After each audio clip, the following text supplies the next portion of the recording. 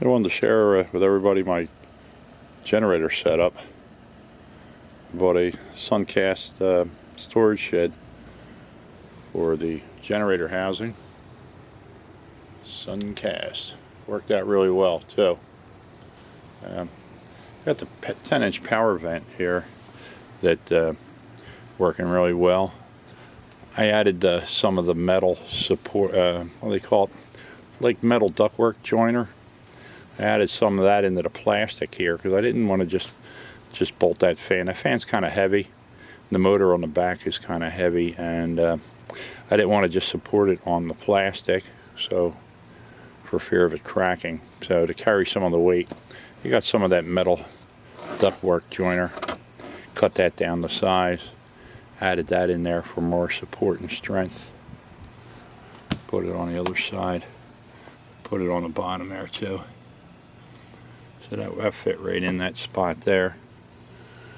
And down the bottom I used all metal. The exhaust for the engine exhaust.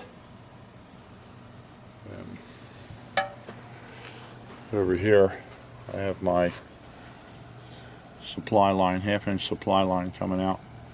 Originally this was the supply on the other side for my gas stove, but I went to a couple years ago, my wife wanted an electric stove, so I had an extra gas line luckily right there, so I tapped into that, bought it out through the wall, and put the half-inch connect on it. And the disconnect's real nice too. You just pull this rubber sleeve back, this pulls right out. Then they give you a plug with it too. You can seal it when it's not in use. That worked out really well. And it runs over through into the back of the box here. I used to have a little door flapper here where the power cord came out. I did away with that, and I found this nice little exterior box here that I put on the back here, and that worked out well. I found that on Amazon. Got that on Amazon. Got the half-inch hose with a quick disconnect on Amazon. And I got 12-foot cable here, and it runs into the, and that works out well. They have another box that's connects up from the bottom. I'm almost thinking if I should have went with that box. It seems like it would be more waterproof when the rain's driving down this way. That's my only worry here, that in a really heavy storm with rain and wind, that it may drive some water down inside there when it's connected.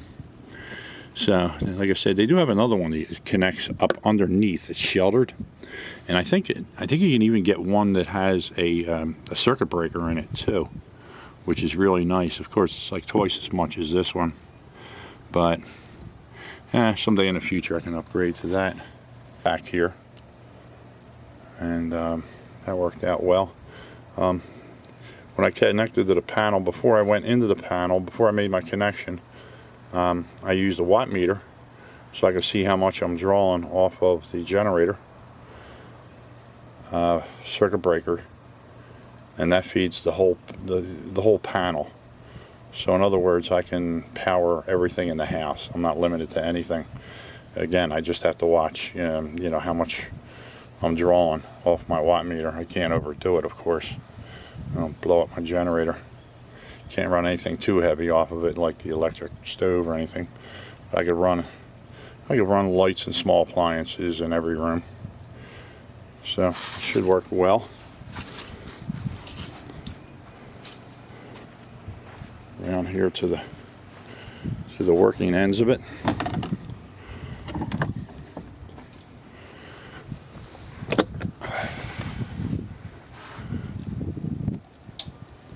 This is the inside of the back end of the power vent, and of course that plugs directly into the generator, so that when the generator runs, that is the power vent, and it pulls the hot air off of the machine, which, as you can see, I removed the gas tank from it to let the heat escape from it, and because I don't have any use for the gas tank anymore. and it pulls in from this side. Put a piece of ductwork over this side so that the sound, kind of stop the sound.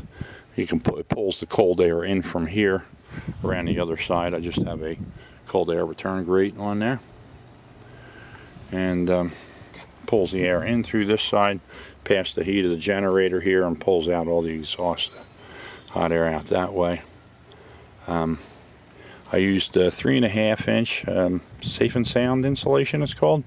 It's actually Rockwool insulation. In the building industry, we used to call it rotten cotton.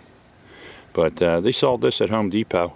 It's called Safe and Sound insulation, soundproof and fireproof. So I insulated, and it's great because the Suncast storage shed has just nice little panels where you can just tuck it right inside there, as you can see on the door and all. So that worked out really, really well. When I ordered it, I was hoping that they didn't change the design of it, and they didn't, and it worked out great for tucking this insulation into those panels. And then I also pumped spray foam insulation into the ribs and stuff, so that worked out well also. Let's see, the muffler exhaust, that's just a standard metal dryer vent, all metal. And what I did was I got I think it's what is that, a 4-inch? I got a 4-inch cap to go with it, and where the like 1.5 inch exhaust comes out of the muffler, I put a cap on the end of it here, and I put a 1.5 inch hole in that so that goes right over the muffler exhaust outlet, and there's a strong magnet inside that holds it in place onto the metal muffler. The 1/2 inch supply line comes in the back here. I have the US Carburetions tri-fuel kit here. All I needed was, this is a 3/4 inch and this is the 1/2 inch, so I needed a 1/2 inch to 3/4 inch galvanized fitting to make that connection there. But that worked out really well. As you can see, I bolted it to the frame, and here is, they have the new design of the, they call it the snorkel, I think. And they completely redesigned this. Now it's only the thickness of the gasket. Before, they used to be, you see some of the videos where they were like 1.5 inches long, and then this would come out and hit the frame. People would have to cut their frame off. No more of that. So US Carburation has done a really nice job revamping that whole install. Made it real easy to do. So that was no problem. I think that took me a half an hour, 40 minutes at the most to change it over. So that was very good. Here's where the 30 amp comes in. It comes onto the Reliance box, and it plugs into the 30 amp here. This is the Generac GP5500, and that's the 30 amp. And there's two standard regular wall outlets here.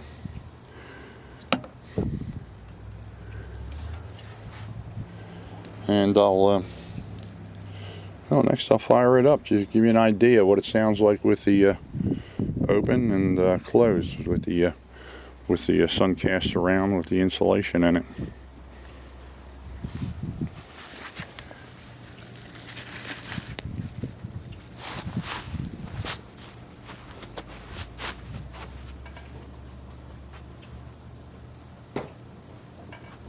I had to turn the gas valve on.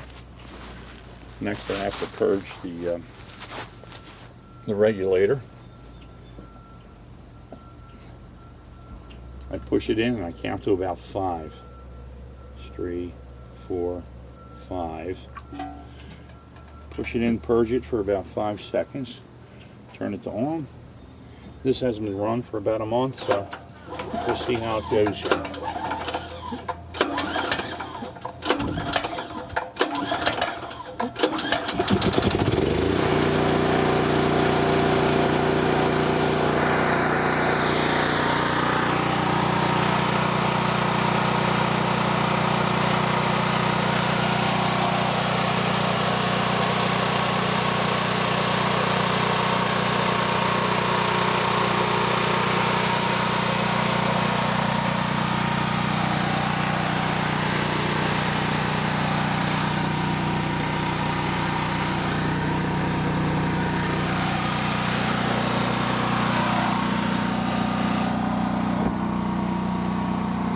big difference when you close it up.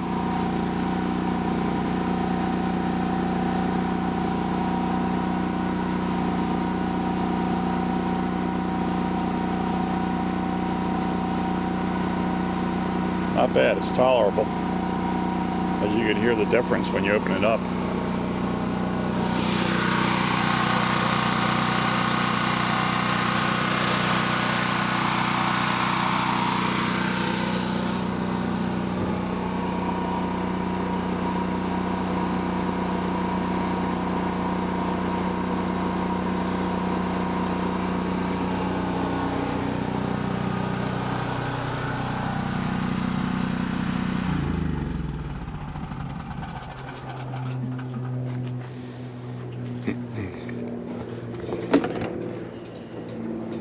So that's about it. I think it cost about, I figured out one time, I think I spent about $1,800 on it, on everything that I needed. And, oh yeah, the only other thing I need to mention is when you connect in your power box in your panel, don't forget to use an interlock switch with that too, safety interlock. That's important so you don't feed power back up the line, and really hurt somebody. Lineman that's just up there trying to do his job, trying to restore power. So keep that in mind. That's real important. All right, guys. Well, I think that just about covers it. Working out well. Just got to wait for the power to go out now. And I think this will get me through an emergency. All right. Take care.